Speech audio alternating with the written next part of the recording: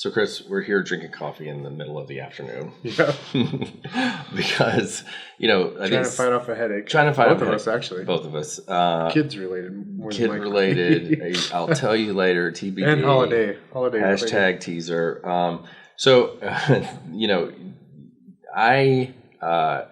many people ask us questions about how our business evolved. Mm-hmm. And, I obviously became a part of the story relatively early on, but there was a version of Waters International Realty before this team model that we recorded in the $1 Million Real Estate Team. It's not that you sort of came straight out of the gate with a model that was firing on all cylinders, was super profitable, and hired a lot of great people. Like, it sort of sucked in the beginning. What was the version 1.0 like? Yeah, so version 1.0 was, I was selfishly thinking about just how to grow the biggest business possible from a revenue perspective.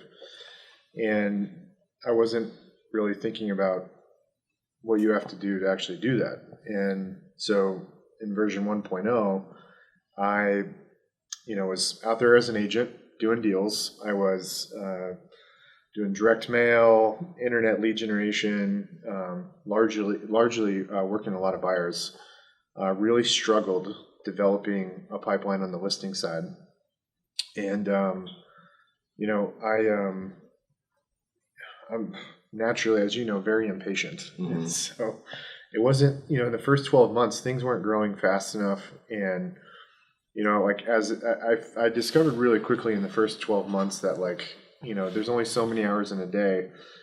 And I realized really quickly, it's hard as an individual to sell more than, 50, 60, 70 homes. And, and then when I did get to that point, I was working 7 days a week, literally I, wake up at 5 a.m. and I'm doing MLS data entry and sending out emails to schedule couriers, photographers, all that kind of, administrative work. And then I remember I had this client named Christina.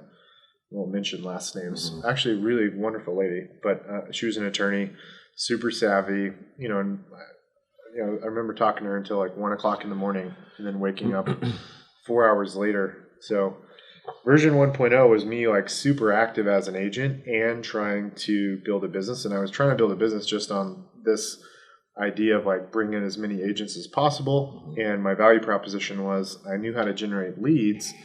So I was, generating hundreds and hundreds and hundreds of leads every month. And I was giving these leads to the agents on the team. And, I was basically going down the path of the traditional real estate brokerage model of recruit a bunch of agents. And the one difference between what I was doing and what most brokerages do is, most brokerages that have this kind of open door policy and are focused on agent count, the number of agents they have, not so much agent productivity. The one thing I was doing differently was I wasn't relying on some brand name because it was just me. I didn't have some big fancy brand behind me. And so the one thing I was doing differently was giving out leads. So that was my one value proposition. And we should say this was we're talking about 2010. 2010. So it's the bottom of the recession around here. Yeah, the market was horrible. Nobody knew if it was going to get better, and you were actually giving out leads, which was not a lot of people were. Yeah, 2010, there weren't, not a lot of brokerages 10 years ago used lead generation as a value proposition.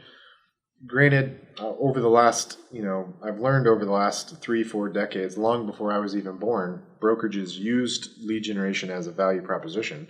So it's not like I was the first one to do it, but again, just version 1.0, I tried to blend lead generation and bring agents on board and I hope that they would capitalize on those opportunities. And unfortunately, almost everybody I hired failed to find success. What was the big flaw in the plan? Now, looking in the rearview mirror, what was wrong with that model? Because it sounds like it ought to work. Yeah. So the big flaw was, you can give somebody a lead, but they need to know how to work the lead. They need to know best practices for managing a pipeline. They need to know best practices for converting that lead over the phone. They need some kind of value proposition or carrot to offer on the phone with that lead to try to set the appointment to get face to face with them.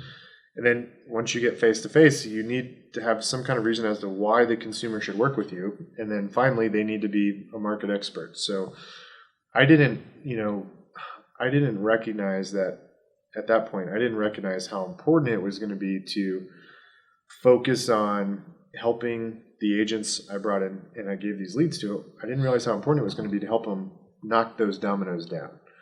So, I had this expectation I'd give people leads and they would convert them and everything would work itself out. But most of the people I brought into the business, a lot of them had actually been in the industry a really long time. And, there were a lot of people that, had struggled for 5, 10, 15, 20 years before they came to work for me and joined the team. And they, I think as a business owner, you got to ask yourself, if they couldn't find success in their eyes after 10, 15, 20 years, especially for somebody that's a rookie in the grand scheme of things, like, do you really think you could help kind of, create a major shift in their life and in their business or in their career trajectory? And so I think I massively underestimated what it would take to create a huge monumental shift in someone's, trajectory of their career after they had already been in the business 10, 15, 20 years. I'd kind of hoped the people the reason I recruited all these agents that had been in the business a long time was because I knew I couldn't really train them how to be the best agents possible, because I wasn't even at that point the best agent out there. I knew how to work leads and convert leads and close deals, but I didn't. I hadn't pieced all the puzzle pieces together and created that roadmap to help agents be successful, because I hadn't internalized it myself, what I had to go through to figure out how to close a lot of deals. So before we go any further, just kind of reminding everybody that you're mostly at this point focusing on doing your own deals. This is sort of a secondary project as far as recruiting and bringing up these agents. It's stalling out because they're not taking advantage of the opportunities, and maybe they didn't have the skills and whatnot, and didn't get the training that they needed. Also probably hired the wrong people, right? What's going on in your personal life at this stage? Like, what are the stressors and the problems that all of this, because you're working like 70 hours a week at this point.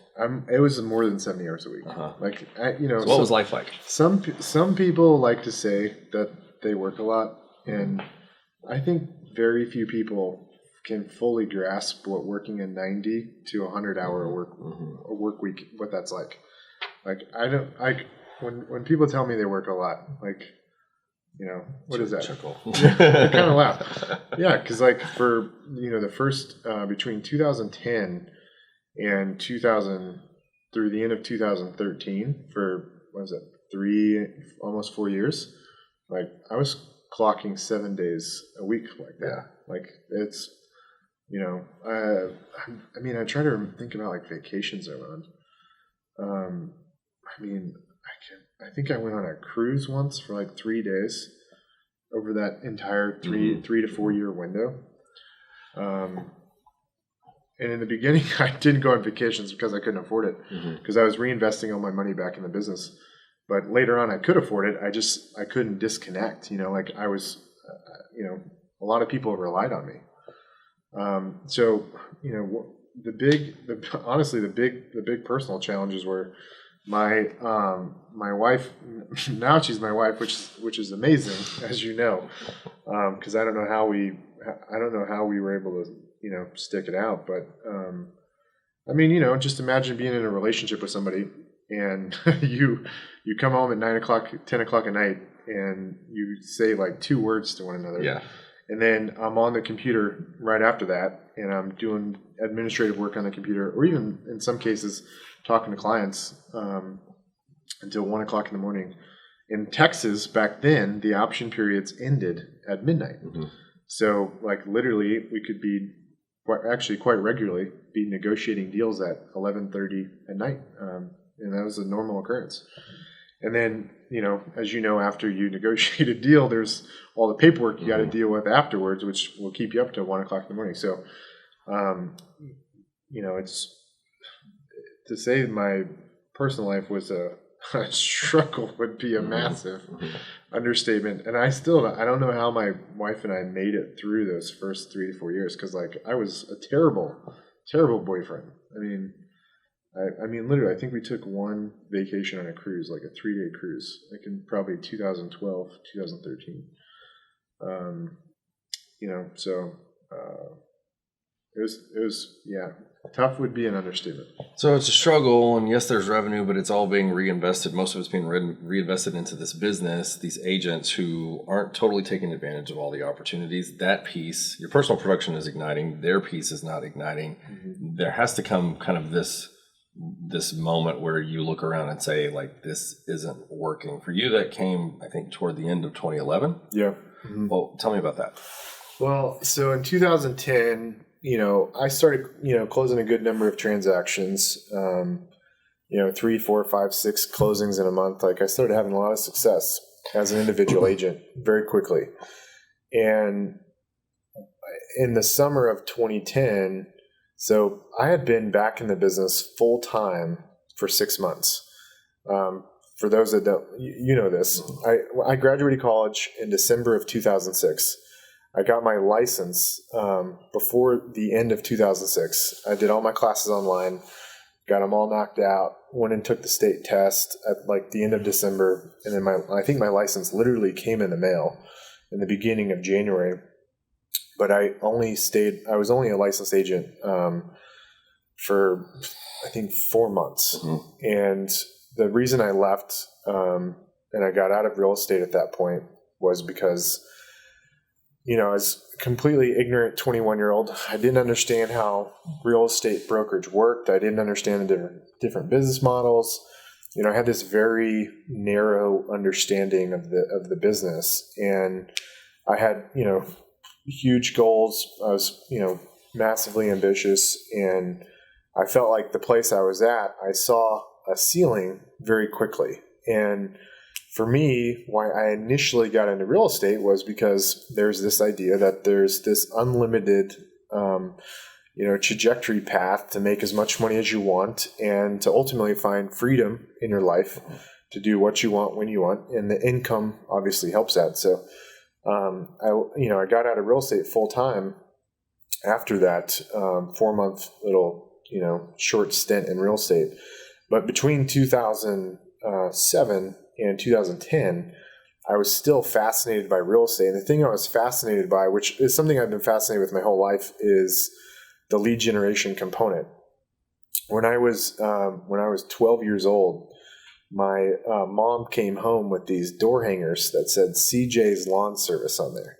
And she started passing out door hangers, and the phones started ringing, like people calling for me to go mow their yard. And so like, there's something about, advertising, how it like moves people to take action. That's very interesting to me. I've just always found it fascinating how marketing can, get someone to take action.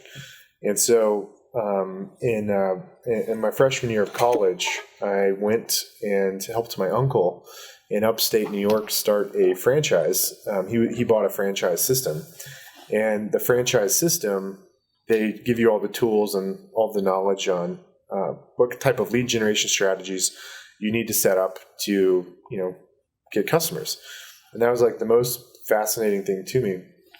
And so after I got out of real estate in 2007, between 2007 and 2010, every single night between like probably 6 p.m. until 10, 11, 12, 1, 2 o'clock in the morning, I was researching and studying everything that had to do with Google and lead generation specific to, the internet. Mm-hmm. So I was, it's funny, I wasn't actively selling real estate, but you can go to my my profile on activerain.com. Which, for people who don't know, is a blogging platform for realtors engineered to help with organic search results. Yep. Yeah. So I was writing blog articles in the evenings after my day job, and I was completely miserable at my day job. But in the evenings, I was writing articles, and I did that for almost 3 years. I mean, I wrote like crazy number of articles. I mean, I went down this rabbit hole around internet lead generation. I mean, like I understood SEO at a very high level, Google Analytics, Google AdWords. I remember buying these software programs that would help you with backlink building. Mm-hmm. And I bought software that helped you with article spinning. So you write one article, and then this program rewrites that letter, changes the headline, changes the wording, and so it looks like a different article. Yeah. And it helps automate the content creation process so you can pump out more content and publish it on other platforms to drive more backlinks to your site. So I did that between 2007 and 2000, end of 2009, and was just fascinated with the lead generation thing. And so in 2009, when the business, I had taken the money I saved from my day job between 2007 and 2009, and I invested in a bar and restaurant because if you remember, the beginning of 2009, the market started to collapse. Beginning of 2009 through June of 2009, the Dow Jones hit its lowest point. In June of 2009, it hit like 5,000 something. And today, we're at the end of 2019, and the Dow Jones is at 26, 27, 28,000. I don't know. It's way up there. So when the market when the market was crashing, I was trying to research like what kind of business succeeds in a downward market, and so I invested in this bar and restaurant. And the first couple of months, it actually did pretty good, and then shortly thereafter, we started having a lot of problems. And at the time, I was 24 years old, and I'd saved a pretty hefty chunk of money. In my eyes at the time, I think it was like $100,000. And I thought that was a lot of money, and I thought I could, have this really successful bar and restaurant and then open up more locations and like all this stuff. And I realized very quickly $100,000 is not a lot of money. And the long story short, 9 months after opening the bar and restaurant, it was shut down. I ran out of money to pay rent. We had chains on the door, couldn't pay TABC their tax. It's the Alcohol and Beverage Commission in Texas. You don't want to mess with those folks. You do not want to mess with those guys. Okay. I couldn't pay the liquor stores. I mean, I owed so many people money, it wasn't even funny. So my back was literally against the wall in 2009, and I owed a lot of people money. And this, the idea of filing bankruptcy and all that, like it just wasn't. I'm not gonna.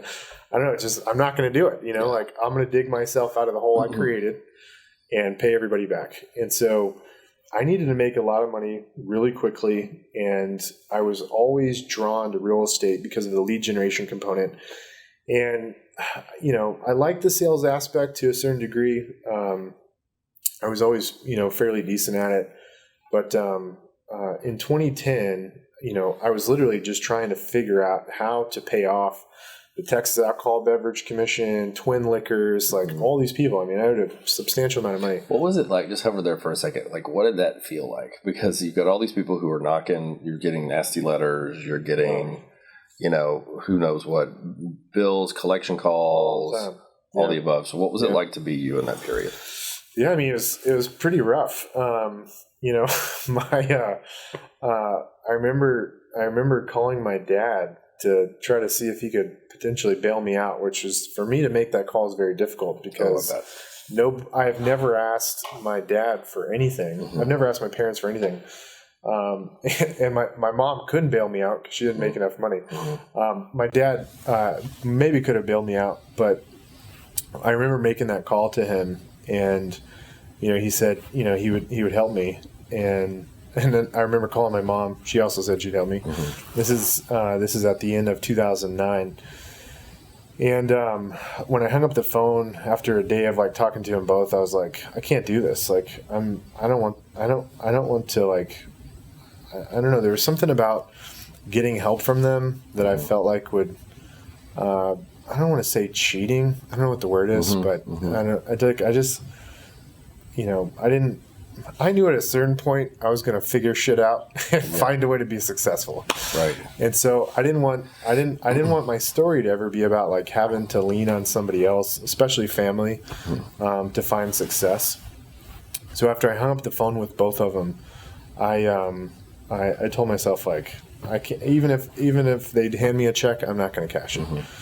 So I was super hungry to make a lot of money really, really fast. And again, fascinated with lead generation and sales. And so even though people would have thought I was a complete idiot, I went back into real estate in 2010 because it was just that thing for years and years I was just fascinated with in the evenings. And, I just told myself, like, I'm going to do whatever it takes to succeed at this. So after the bar and restaurant failed, as you know, I ended up, before the bar and restaurant failed, I ended up sleeping on this red IKEA couch at my girlfriend's apartment. That was a very humbling place, to say the least. I could have gone and moved to my mom's. She lives in Austin, but I had way too much pride to go live back at my mom's house. So I was like, I'm just going to, couch surf and get some deals closed to be able to afford a security deposit to go find a place to live. So you're in the hole, right? You owe all these people. You decide that like, hey, I know what I'll do. I'll start a real estate company. Right? Because there's a lot of cash investment involved, even in starting, kind of a version 1.0 team, because you've got CRMs were very expensive back then. Yeah. So, I mean, in 2010, at the beginning of 2010, I didn't start the real estate company. I mean, I started at the end of like December of 2009 is when I started like hitting it really hard as an agent. And I think I reactivated my license. I think I had it go back active in December of 2009. And then, which is funny because we're sitting here December of 2019, so it's been 10 years. Oh my God, I didn't even think about that. Yeah, it's been 10 years since I got back in real estate full time. 2009, you go back in as an individual operator before actually starting the full-blown brokerage. Yeah, so I was at a real estate brokerage, and I mean, I was hustling my ass off. So I started closing a lot of deals very quickly. I remember 5, 6, 7 closes a month. Like I started closing a lot of deals fast, doing open houses, buying internet leads, calling through my database. I owed a lot of money. I owed a lot of people money. I was hitting it hard. Like I was hammering the phones, booking appointments, showing houses, like going nonstop. And in that first 6 months of 2010, not the first 6 months, but probably like within 3, 4, 5 months, like I recognized really quickly that I wasn't making enough money fast enough. And I thought like, hey, like I've kind of mastered this lead generation thing and I'm generating tons of leads. I'll recruit agents, get them on board, give them the leads and set them up for success. Right. And so,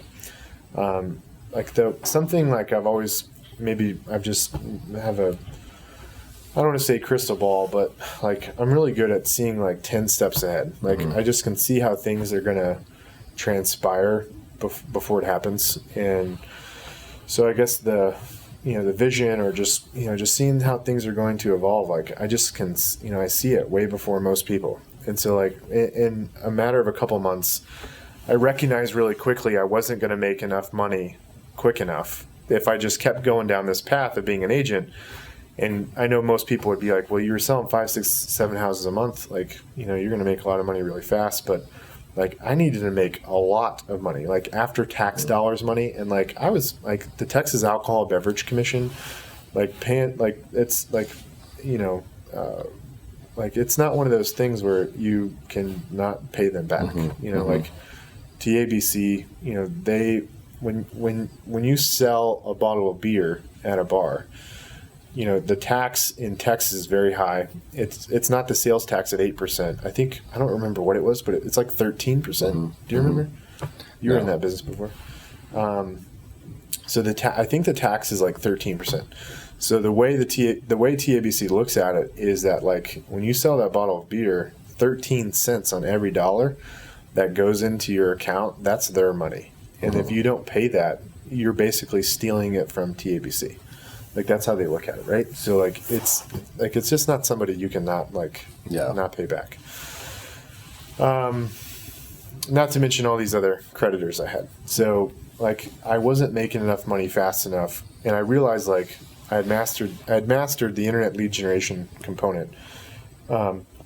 And I understood that there could be a lot of value for other agents to take advantage of the opportunities I was creating. So in the summer of 2010, June of 2010, I filed the corporation for Waters International Realty, which I know is crazy to have that name. What were you thinking with the name? Because actually people don't ask about about that anymore. In the early days, they used to ask about that. Yep. Mm-hmm. What was your initial thought? I mean, the truth is like in 2010, that 6-month time period, not only was I working all the time, I was listening to like audio tapes in my car. I was reading books.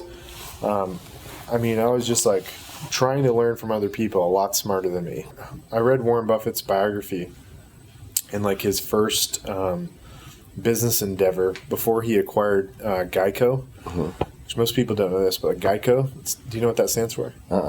Government Employee Insurance Company. So but the business he had before Geico, it was called something international. Anyways, long story short, all these books I was reading, a lot of the people that started the business in the beginning used the international in their name to try to create more credibility for the business. So like I'm literally starting this business on my girlfriend's couch. Like I needed every little bit of credibility I could get. So that was one reason why I decided on that name. The second reason was like I knew whatever I was gonna get involved with was gonna be big. I've ever since I was like really, really young, I knew whenever I found a path and went all in on that path, it was going to be something that was like huge. Like it would have some like huge impact like across the world. It was going to be big. It wasn't going to be just some like mom and pop shop business. So that's kind of how the name came about. Combination of a really big, hairy, audacious goal of wanting to have a massive business that helps people all over the world, and reading books about other founders that were successful that did the same thing. Going big early. Yeah. So you launch the brokerage, you start recruiting the first agents. Tell me what was your method for choosing those people? What was the thought behind some of those early hires? So in the beginning, I was posting ads on Craigslist, and I was also cold calling people from the competing brokerages, company directors. And as I, was cold calling and posting job ads, I would set appointments to meet with people. And so I'd meet them for coffee, and I'd literally like turn my computer around and show them like the 4, 5, 6, 700 leads that I generated just in the last 30 days.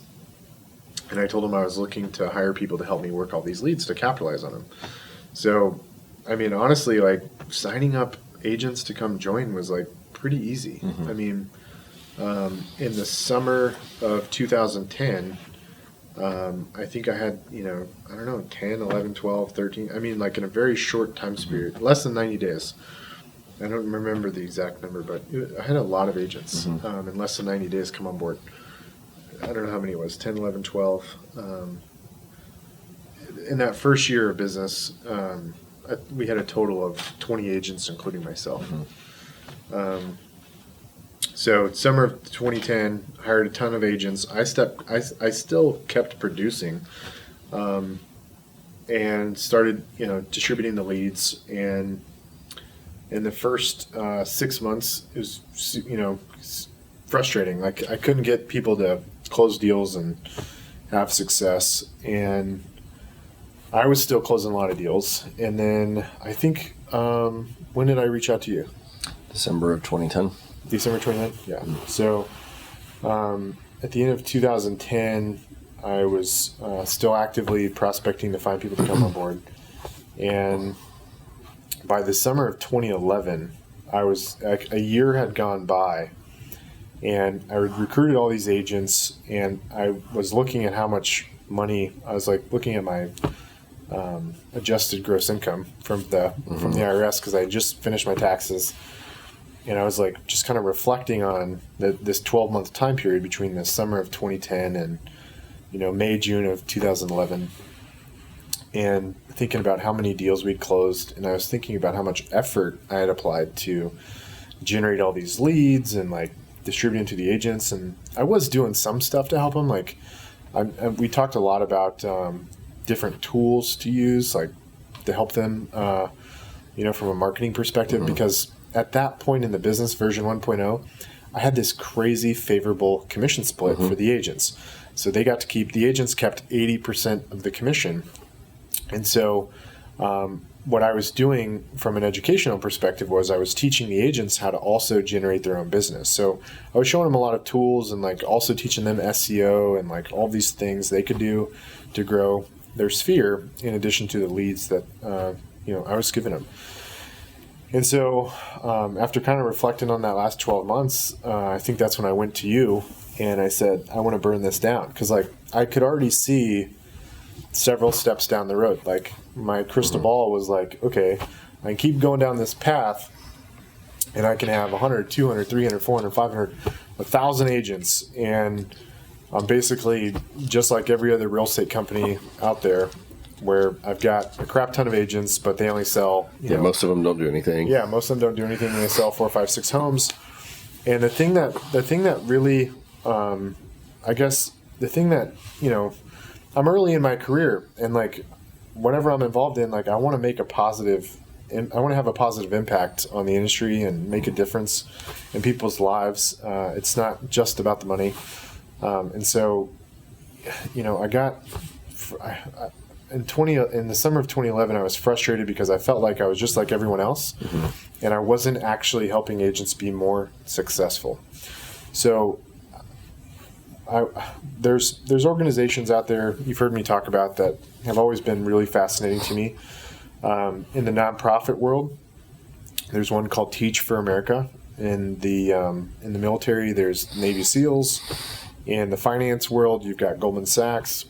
So there are these companies that, from a personnel perspective, they're not big. Like if you compare them to other organizations, like it's not like they're these huge juggernauts with like, 1 million employees.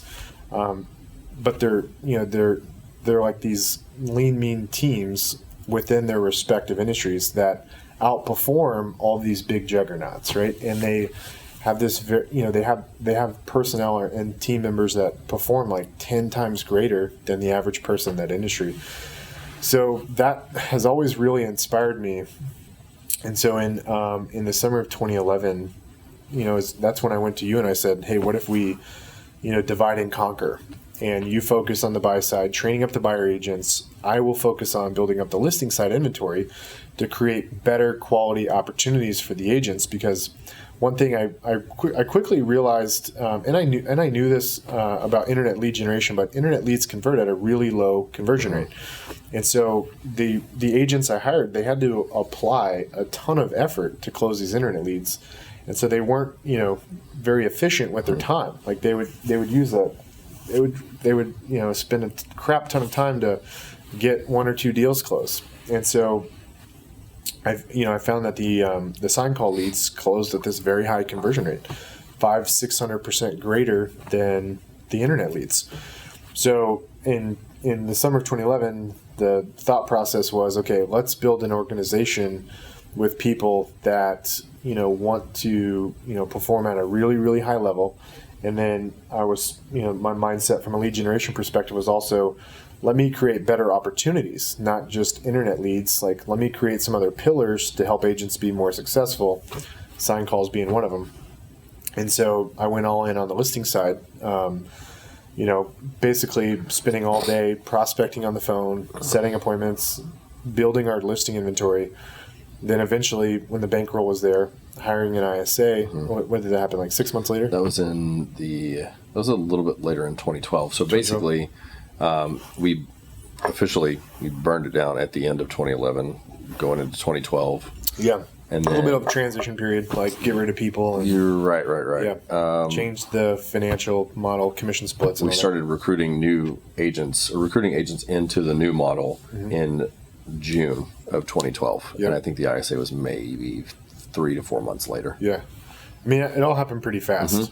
I wasn't prospecting and going on appointments for that long. I mean, not counting 2010, like when you and I divided and conquered the ISA role that I sat in, I only did that for 6 to 9 months. Paint a picture of what that really looks like, right? Because whenever you make this decision, like, hey, to support this new buyer agent team, which by the way, the previous model was just any agent can do whatever they want to, right? Yeah. Listings or buyers or company leads and Sphere. Yep. It was just kind of a free for all. And it was fine, except nobody got especially good at anything, Yep. And this version model 1.0, the agents were both representing buyers and sellers. Yeah, and so the model that we put forth in our book is that we chronicle building in our book is about specialization at its core, and the larger you grow it, the more specialized each role grows. So there's this period though where we go into launching the team model. I'm starting to recruit agents. Your responsibility was to go into, first of all, a hole, right, and phone prospect every day for hours on end. Yep, supercharge the listing side. Right, and that's not. I mean, you're good at it, but it's not really something that you Actually, enjoy. I'm not good at it. So I would wake up and start prospecting at. I didn't know this at the time that it was illegal to call at 7:45, but I would start calling at 7:45. And I'm in this tiny, 500 square foot apartment with my girlfriend, now my wife. And my wife is actually an amazing salesperson. This is a super impressive salesperson, a great communicator. And I would be on the phone talking to expireds and, for sale by owners and people like that. And I would hang up the phone and I would hear Amanda yelling at me. She's like, "Chris, you sound like a damn robot." And so I was just going through the motions of making the calls, and it was just all about I'd set a goal at the beginning of the day that I wanted to make 500 dials. And so I was more focused on hitting those contact numbers than I was actually the quality of the conversations. So, something you learn in sales is how important it is to use voice inflection and the cadence of your speech. And I didn't know any of that back then. And so to be honest, when I was prospecting on the phone, I wasn't really good at it. I got some mediocre results because I just applied massive effort and I fell ass backwards into getting deals. Yeah, you don't have to be that good as long as you just make the calls. Just apply some effort. Right. You will fall ass backwards into opportunities. So, the first couple months I really struggled. I hired a sales coach after several months of getting super frustrated. And the sales coach was a total game changer for me. I started learning about your script when you call an expired or for sale by owner, or no matter what the lead source is. There's a script out there that can help you understand how the flow of the call should go to help you get to the end result, which is ultimately setting the appointment. And I learned about the inflection of your voice, how important that is. I can easily sound very monotone, so I have to be super mindful of that when I'm on the phone. So I started mastering those skills, and then my number of listings taken started growing pretty quickly. Started taking 6, 7, 8, 9, 10 listings a month, and then after a couple months, I hit a wall. I didn't have any more hours in the day. Literally, unless I stopped sleeping, I could not take more listings. I could not push the envelope any further. I was, I think in that particular year, I was the ISA, the listing agent, the executive assistant, transaction coordinator. I was doing it all. And I was pacing to probably close, somewhere between 80 and 100 houses. And I realized if this is going to keep growing, I need to get some help. And so I hired an inside sales person to book the appointments. And so I literally spent all day long going on listing appointments. So, because we lucked out, we hired a great ISA. I got super lucky and I hired this amazing ISA. I did in the early years, like on the administrative side, like the W-2 employees and people like that I hired, like I did a really good job like screening people. Like I made people jump through like all these crazy like shenanigans before I brought them on. I had a hard time figuring out what kind of shenanigans to do for the agents when we were recruiting agents, and so it was much easier for agents to come on the team compared to like W-2 staff. And so I got really lucky with like, my first ISA, my first executive assistant was really good. But the ISA, when he came on, it helped me propel from taking, 6, 7, 8, 9, 10 listings in a month to taking 12 on a bad month to 18 listings in a given month.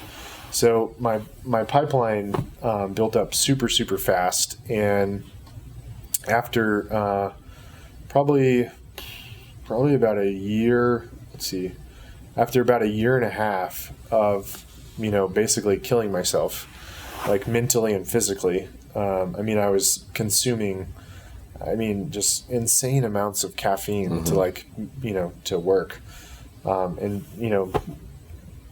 survive on 4 hours of sleep. In the summer of 2013 is when I hired my first listing agent to take over the listing agent role. And that was a huge game changer because at that point I could start really focusing on the business versus being like in the weeds of doing deals and growing the listing inventory. What do you think from those first couple of years of the team model? We're going to call that 2012 and 2013. What are like the biggest lesson? The biggest lessons that are in there, because I know that we've got a lot of people who are watching this who they know how to produce deals, they know how to print commissions. They don't need to be a better realtor, as you say. But this team builder thing is kind of a black box, and it's unknown, uncharted territory for them. What do you know now that you wish you would have known when you said, okay, I'm planting the flag or going the team model, here's what version 1's going to look like? So, the team model, like I didn't come up with this idea. Like it was inspired by the book Gary Keller wrote, and I started following the recipe book, if you will, and implementing the ingredients that are recommended in that book. And amazing book, but I found, a lot of flaws in the book from my experience implementing the recommendations in that book. There's a lot of stuff in that book that's accurate and great, but there's also a lot of things that are not accurate. And, so granted, that book was written quite a while before I got started in real estate. And so a lot has changed. And so, the one thing my biggest aha during that time period was that, some books would lead you to believe you're in the lead generation business, and a lot of people will tell you that you're in the lead generation business. And the thing that my big aha at that time period is like, I'm not in the lead generation business. Like, figuring out lead generation is just a checkbox. Like figuring out the operational side of your business, that's just a checkbox. Like figuring out the technology side, that's a checkbox. Figuring out, how to build an inside sales department or whatever, it's a checkbox. Like you can figure this stuff out, but the thing that is really hard to figure out is how to lead other people to success. And so my big aha was how my one thing needed to be people. Like that's what my one thing needed to be. Like my one thing needed to be finding the right people to join the team and creating a clear trajectory map or roadmap for them, if you will. Creating a very clear roadmap for them. So, for example, in corporate America, they have this hierarchy from like a job title perspective, and a lot of people like to talk, crap about the corporate ladder, if you will. But the truth is, the reason why a lot of these companies have become massive is because the one thing they have all mastered is they've mastered how to develop people within the organization. There's an amazing book out there called The Advantage, and it talks about how the only advantage one company has over another is the people within the company.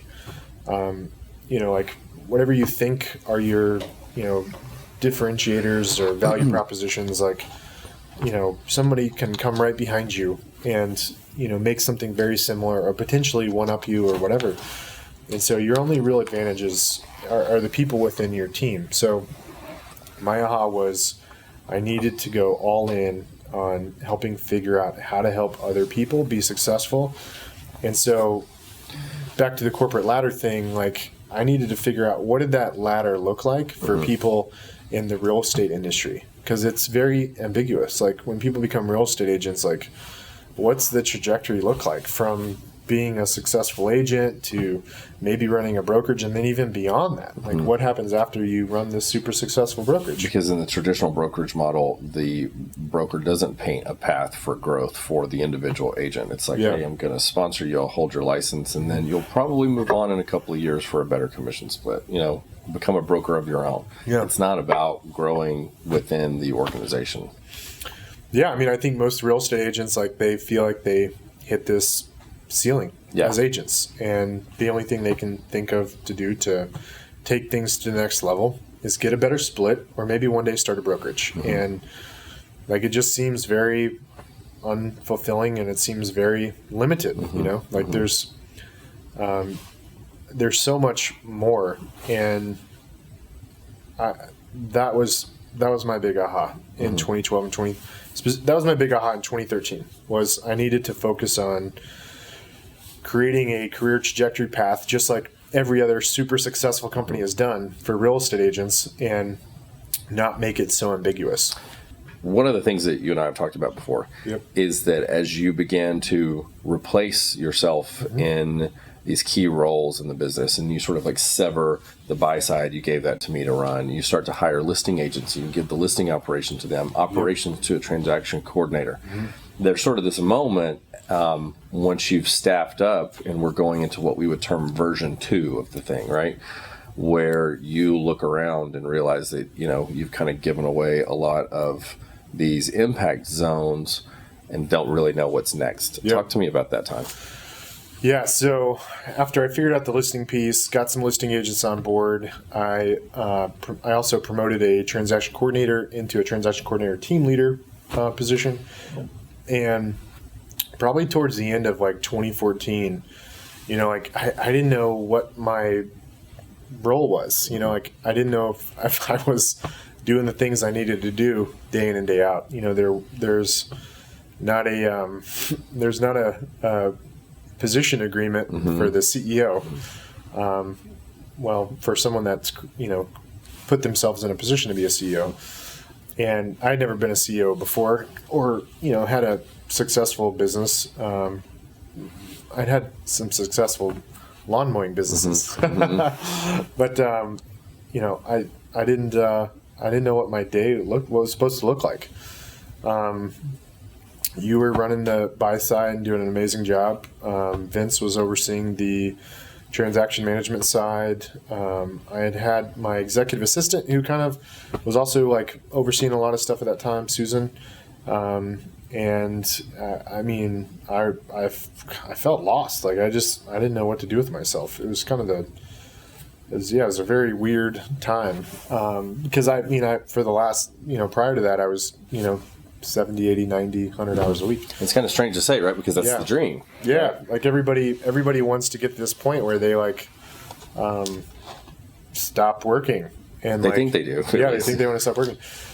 And I was at a complete loss. Like I didn't know what to do with myself. And I had a hard time seeing what was next, as we were growing the team and I was going to these industry events,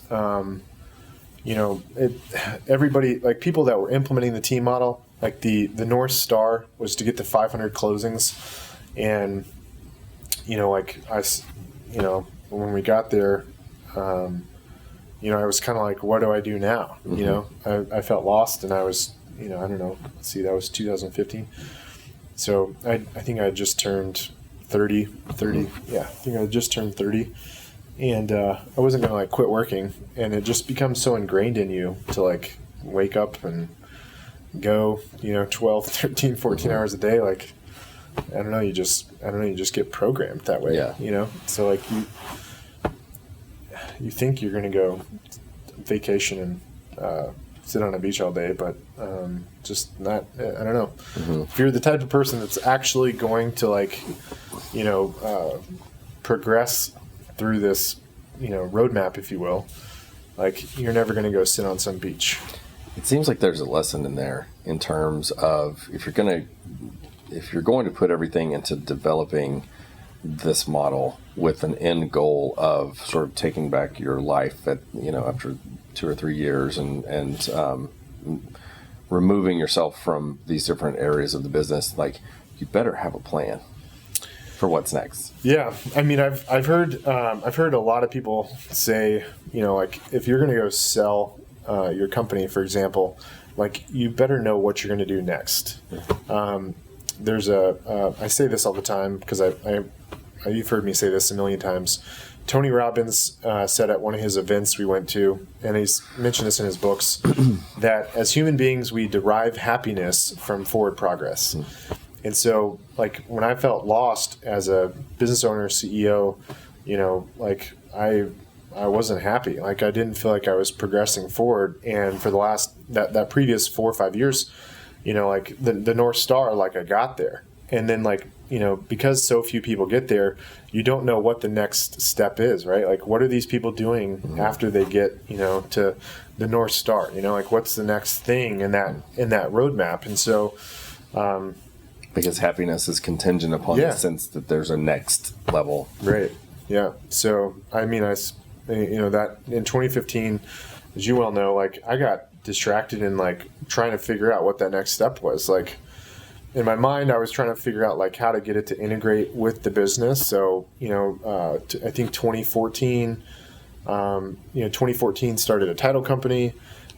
Started talking about expansion in 2014. I think we actually launch the expansion team in 2014? Launched in the first quarter of 2015. Yeah. So in 2014, basically spun up all these new businesses as I was like trying to figure out my way, trying to find my way, if you will, and basically created a mess. Created a huge mess.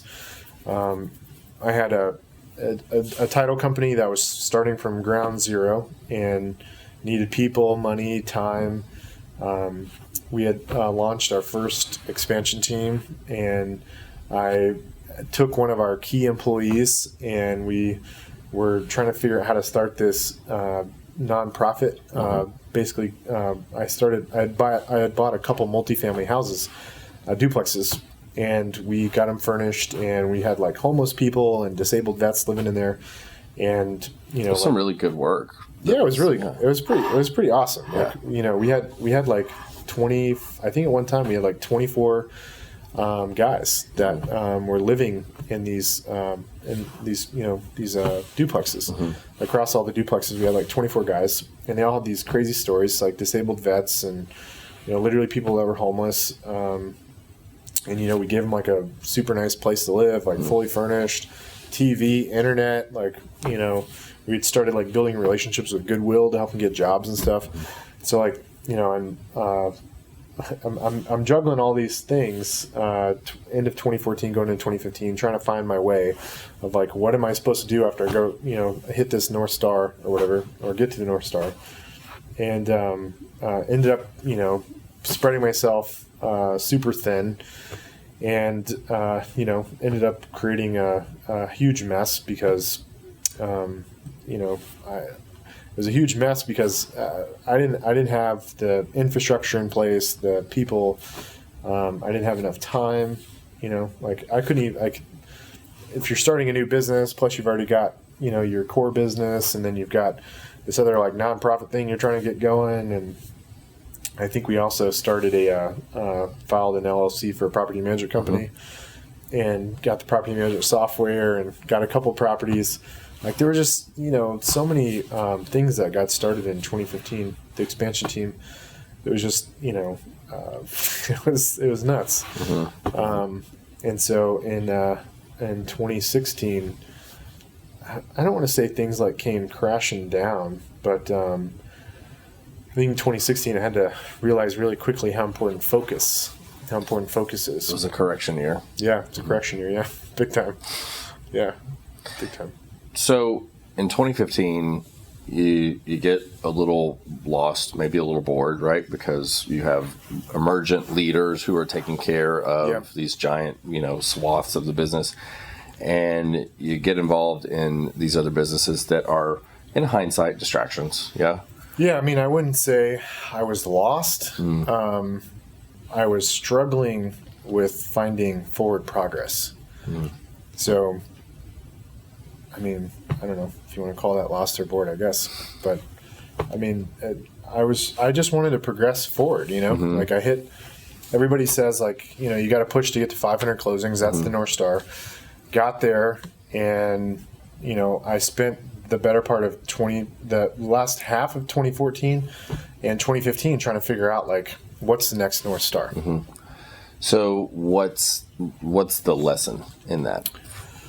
Yeah, so, I mean, I tested a lot of different things. I started the title company, this nonprofit thing, started a property management business.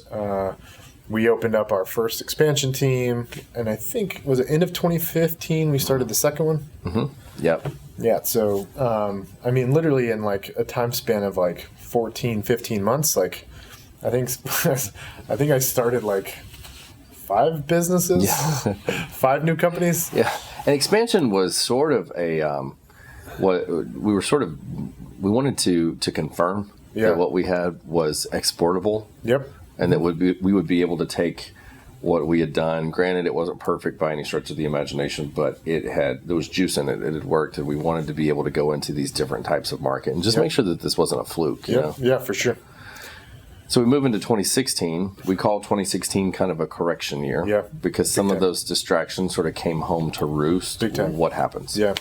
So basically 2016, because I had plucked some like very important people from our core business, like it started taking away from the core team in Austin. And so our core team in Austin started to struggle because I took away the leadership in Austin to focus on these other 5 or 6 businesses I started. And then also, like, I was totally disconnected from the business because I was spread thin on these other 5 or 6 companies. In hindsight, like, if I had to do it all over again, like, I don't know how else I would have figured out, like, what that next North Star was if I hadn't have gone through that. I would hope now I can tell people my story of, like, hey, here's what I did. Do not do that. Do this instead. Like, I hope people can, like, learn from my mistakes and not replicate them.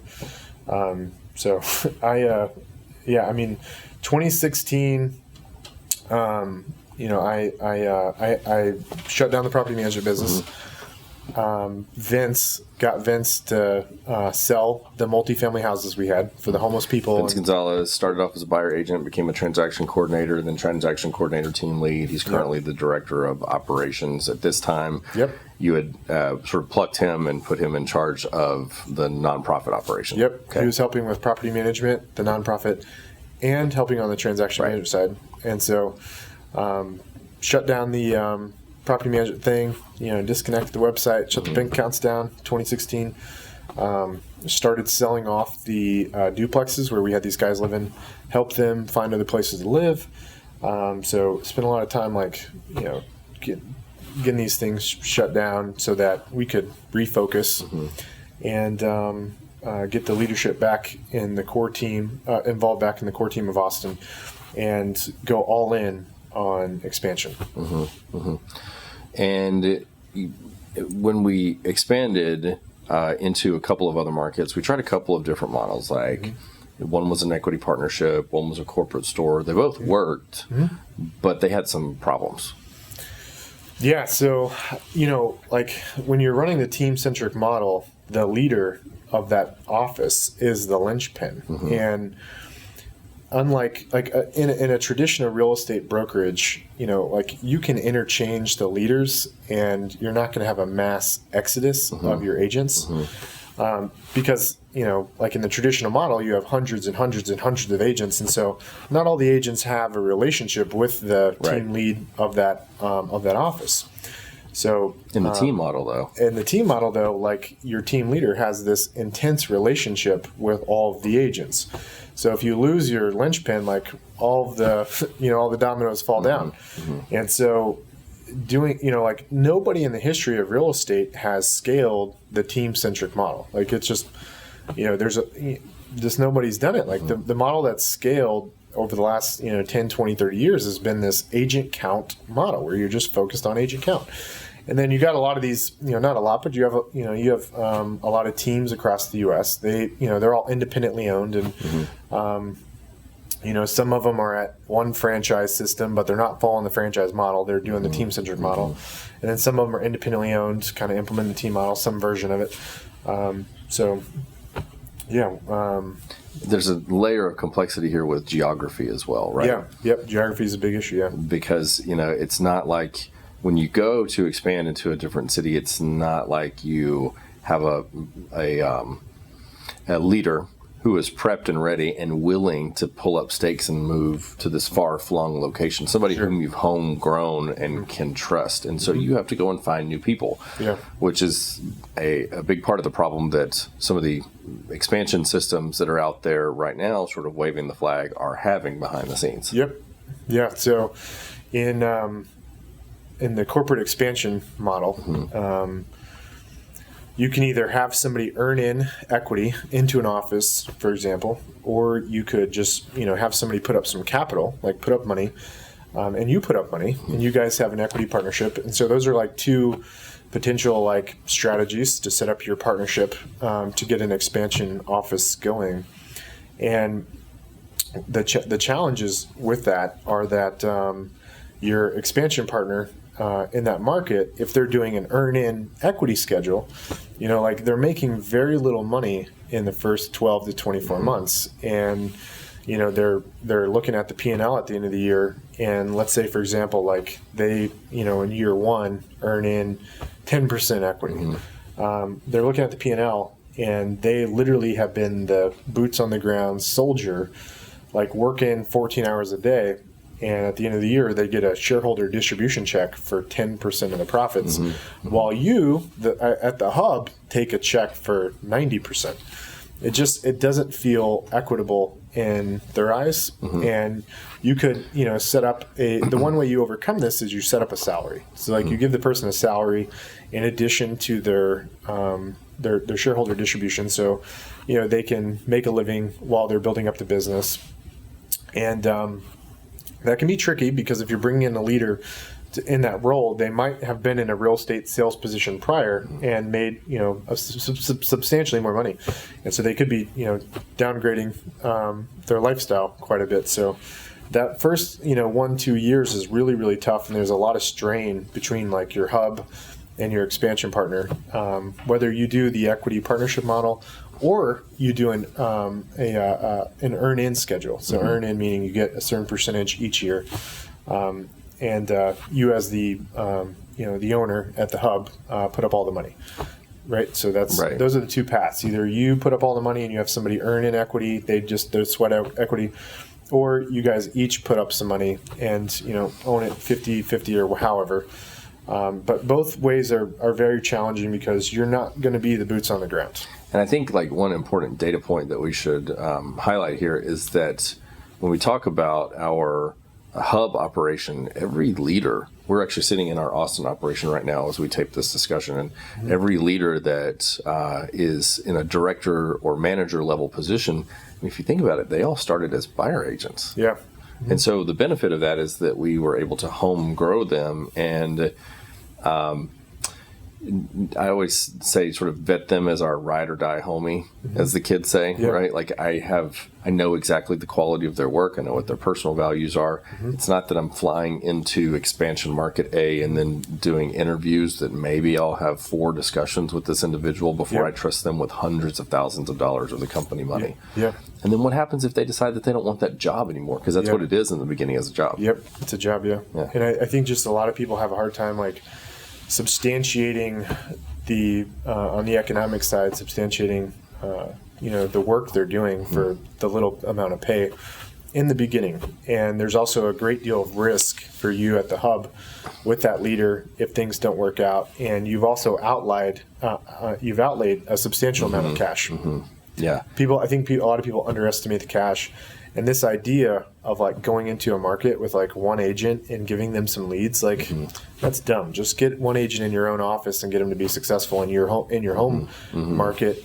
Like if you're going to go do expansion, find the leader to run that office, and take it to where it needs to go and help all the other agents in the office be successful. You mentioned that at the end of 2011, beginning of 2012. As you start building out this new model, there's this period where you are the inside sales agent, setting appointments for yourself, and you're having to do these really hard-won listing appointments, creating them via expired and withdrawals, FSBO calls. Yourself, you admit that you were not the best at those calls, and then you employed a coach, and that seemed to be kind of a turning point for you. Can you talk about that? Yeah, I mean, a lot of people have said we grew super fast. Like we pushed the team model to netting $1 million in the first 3 years. So between the summer of 2010 and the summer of 2013, brought in net $1 million.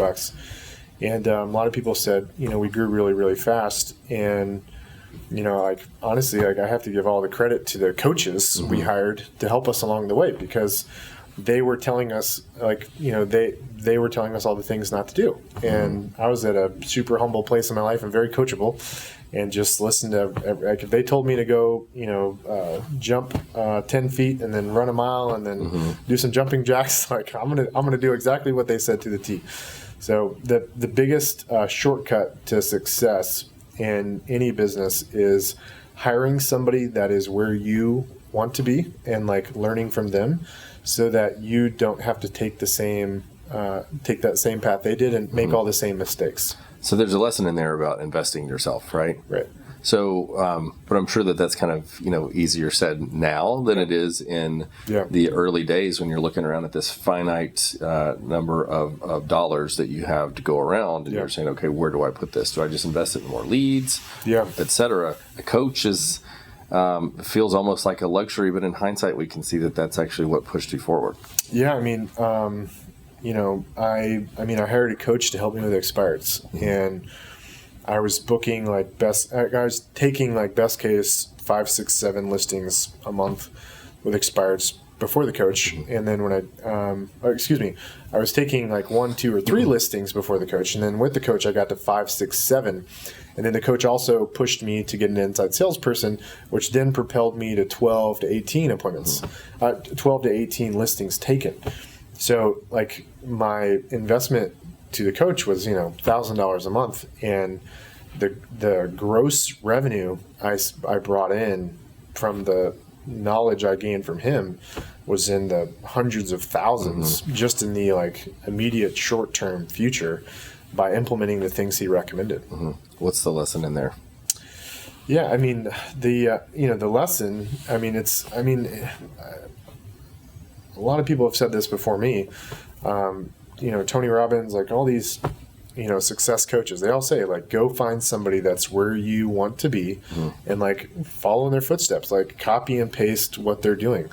If you're entrepreneurial, or somebody like that that's a driver personality, you sometimes want to get creative and think you need to go blaze your own path.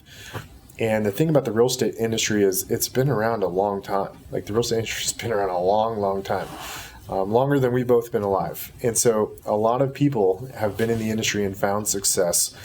And if you're bootstrapping your business, you don't have the luxury of trailblazing and trying to be super innovative.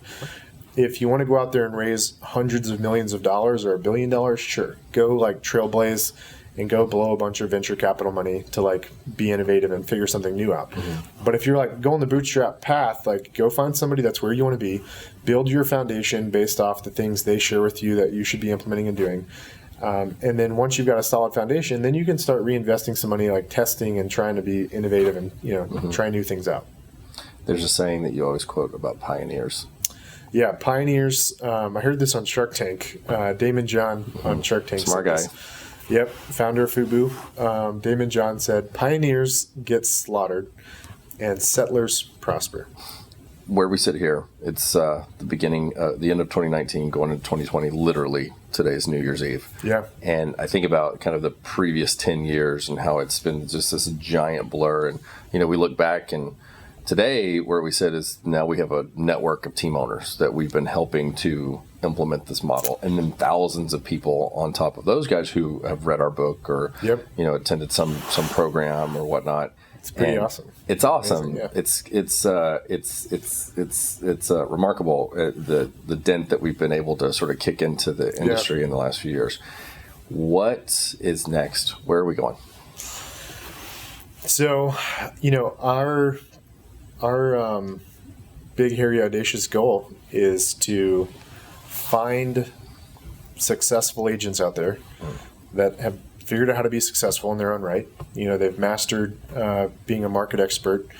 They understand like how to work with leads and convert people face to face, but they haven't quite figured out how to become a business owner.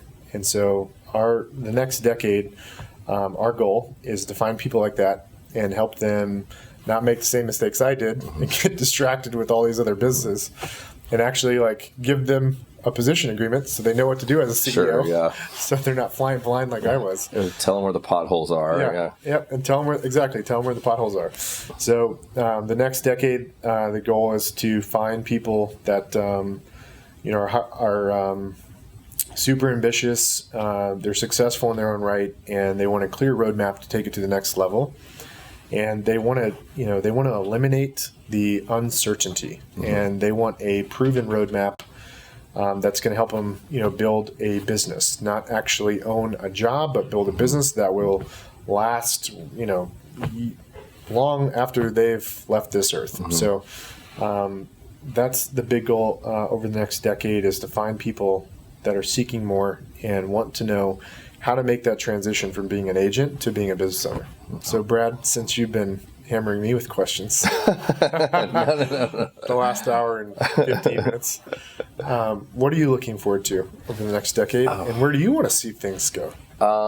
Okay, so I've done a lot of thinking about this, especially over the last year. I think that the thing that I'm most excited about is a couple of things.